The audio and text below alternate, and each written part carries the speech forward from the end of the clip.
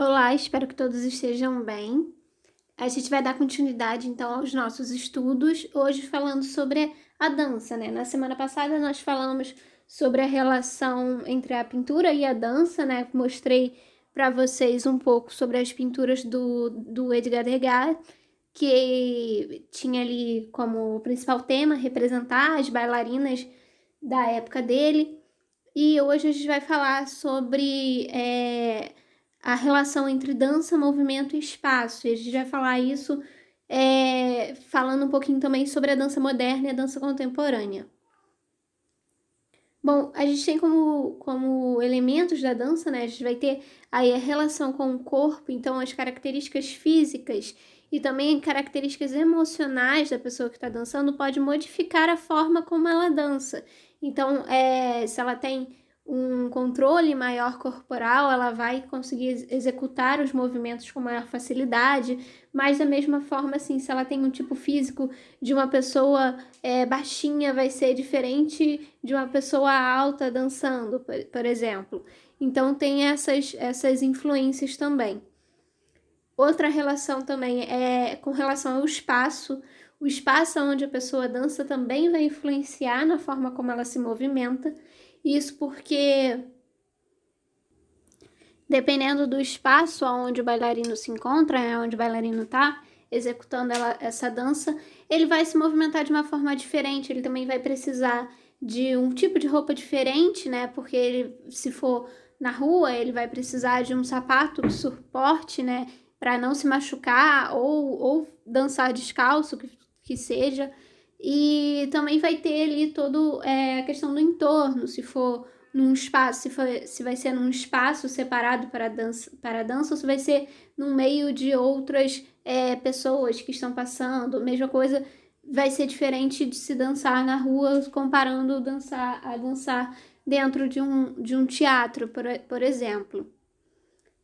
Como eu mencionei, né, falando sobre o espaço ali, que você vai precisar de dependendo do lugar, pode ser que você precise de uma roupa adequada, um sapato adequado para executar a dança naquele espaço.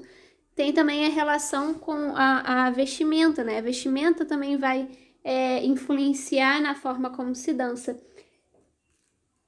E também tem um papel muito importante, né? Esse exemplo dessa imagem que a gente está vendo é de uma dança que uma bailarina criou ali por volta do século XIX, mais ou menos, em que chamava dança serpentina, em que ela tinha essa roupa, né, com esses tecidos longos, né, que era para fazer esse desenho com o tecido conforme ela se movimentava. Então, era basicamente uma dança com o tecido, né? A bailarina dançava com esse tecido. Mas ainda com relação à roupa, a gente viu, né, várias imagens na aula passada de balé clássico, analisando ali as pinturas do Degas, e a gente tem, assim, no nosso imaginário já uma roupa de bailarina. A roupa da bailarina, ela sofreu muitas alterações com o passar dos anos. Por exemplo, a saia passou a ser mais curta para que pudesse aumentar a capacidade de movimento, né, das pernas, por exemplo. E tem a relação com a cor também. A cor da sapatilha, a cor da minha calça, mas né, especialmente ali, a cor da sapatilha tinha esse tom rosado, esse tom claro, porque era para se fundir a perna da bailarina. Então era para que não tivesse uma separação ali entre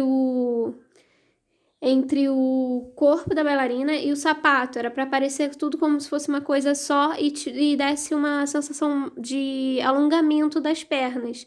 E aí tinha esse tom rosado, porque apenas bailarinas brancas poderiam dançavam naquela época, quando se criou, né, essa regra. E aí, mais tarde, quando bailarinas negras passaram a entrar no mundo do balé também, muitas delas até há pouco tempo, até recentemente, tinham que pintar, né? Muitas ainda precisam pintar as sapatilhas para poder atingir o tom da pele e dar essa sensação também de alongamento da perna, né? De ser algo como uma coisa só. E aí elas, por falta de ter sapatilhas, né, do tom de pele dessas bailarinas no mercado, muitas delas aprenderam ali técnicas para poder tingir, né, as sapatilhas num tom que ficasse aproximado ao da sua pele. E aí, mais recentemente, que foram sendo lançadas marcas ali de sapatilhas que têm a tonalidade da pele das bailarinas, várias tonalidades, né, da pele das bailarinas.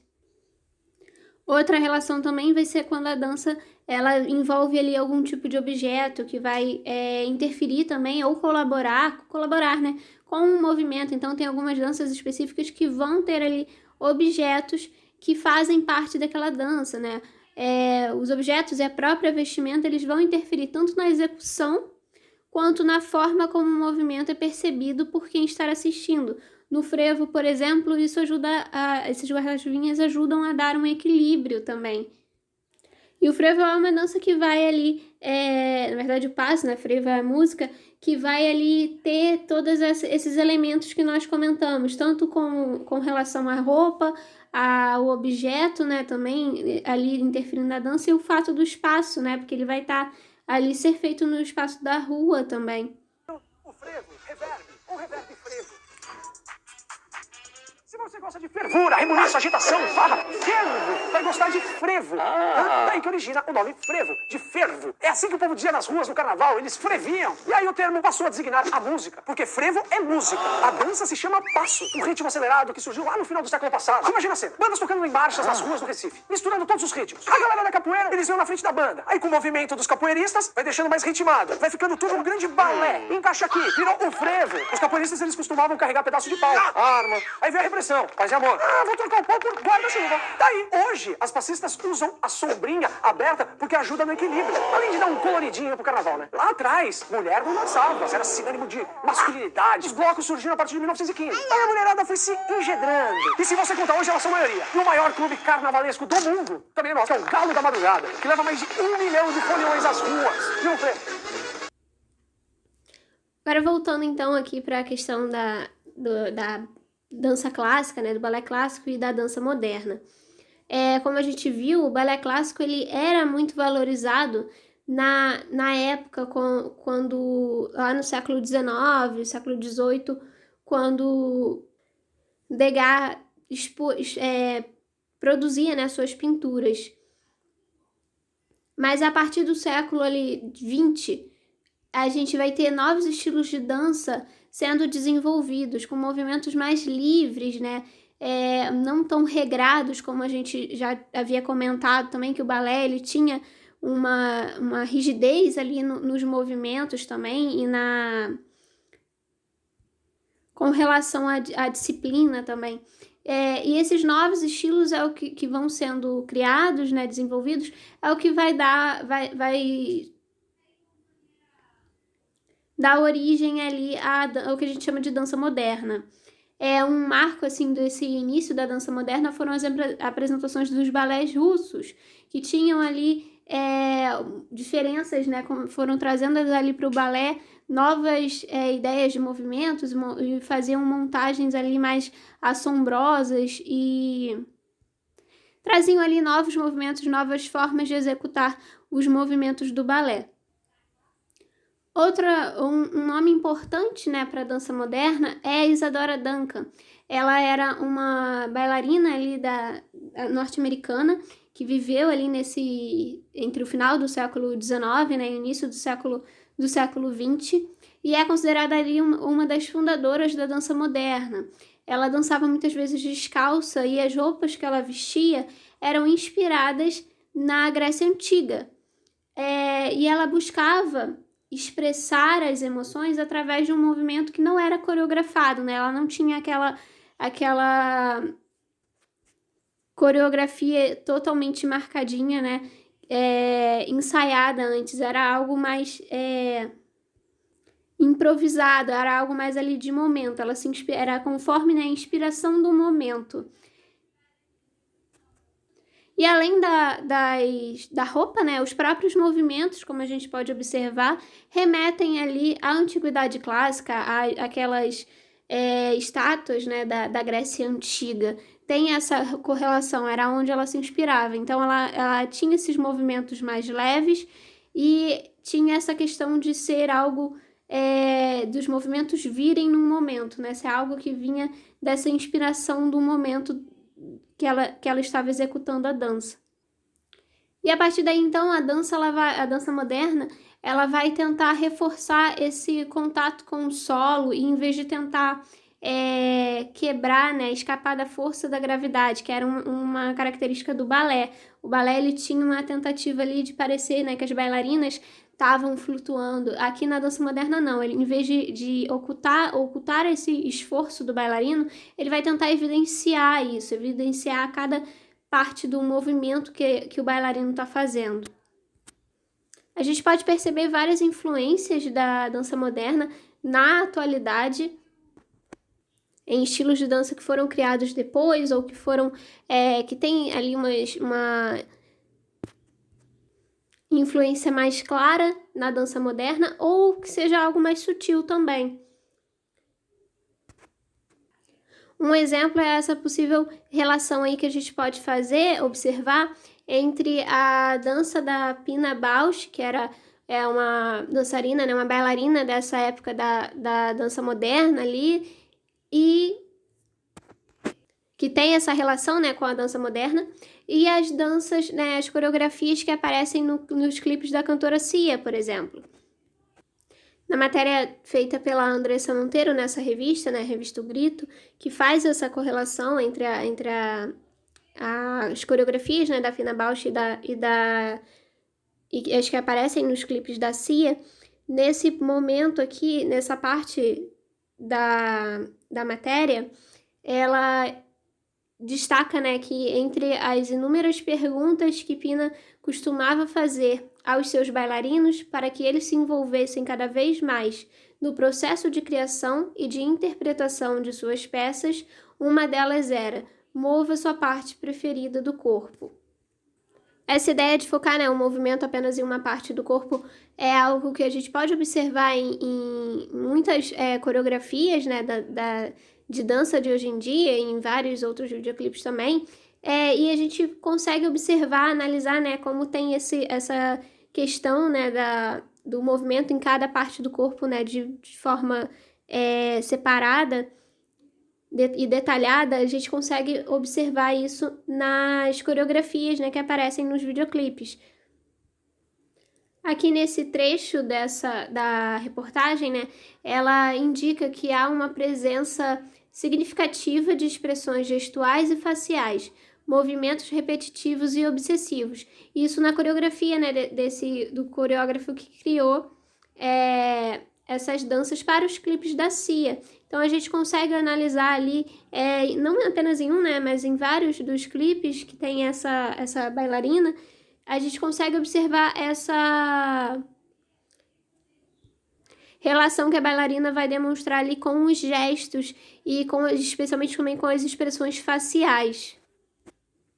A dança contemporânea, ela vai se estabelecer ali já na segunda metade do século XX, e a gente vai ter ali uma busca maior, né, para essa liberdade, para essa quebra dos limites da dança, tanto com relação à roupa, à música, também ao espaço e aos movimentos, buscando cada vez mais um sentido experimental, né, na coreografia.